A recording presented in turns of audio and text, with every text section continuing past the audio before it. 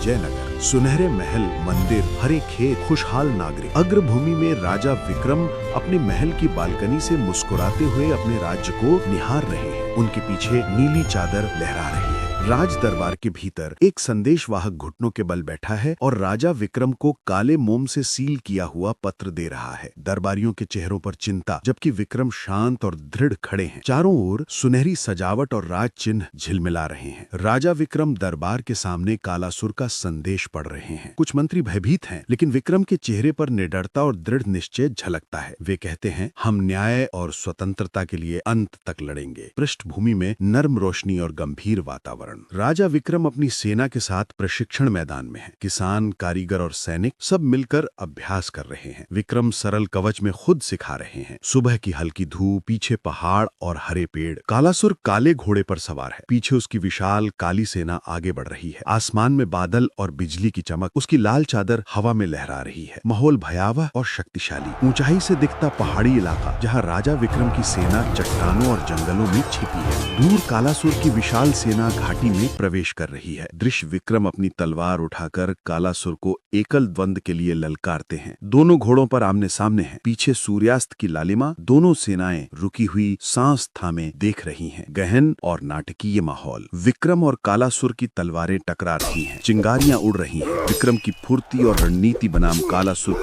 सैनिक अपने हथियार डाल रहे हैं। विजय का प्रतीकात्मक दृश्य। राजा विक्रम अपने सैनिकों से कह रहे हैं कि पराजितों पर दया दिखाएं। पहाड़ी पर खड़े विक्रम के पीछे सूरज की किरणें छा रही हैं। कालासुर के सैनिक आत्मसमर्पण करते हुए दिखाई दे रहे हैं। वातावरण शांत और गरिमामय। विजयनगर के स्वर्ण द्वारों से विक्रम की विजय यात्रा। नागरिक फूल बरसा रहे हैं। सड़कों पर सजावट। विक्रम अपने सफेद घोड़े पर मुस्कुराते हुए हाथ हिला रहे हैं। उत्सव पूर्ण और रंगीन दृश्य। अंतिम दृश्य। राजा विक्रम अपने सिंहासन पर बैठे हैं। चारों ओर प्रसन्न नागरिक। पीछे दीवार पर युद्ध का भव्य चित्र। सुनहरी रोशनी और शांत वातावरण। कैमरा एंगल नीचे से ऊपर की ओर, जो उनके गौरव को दर्शाता है।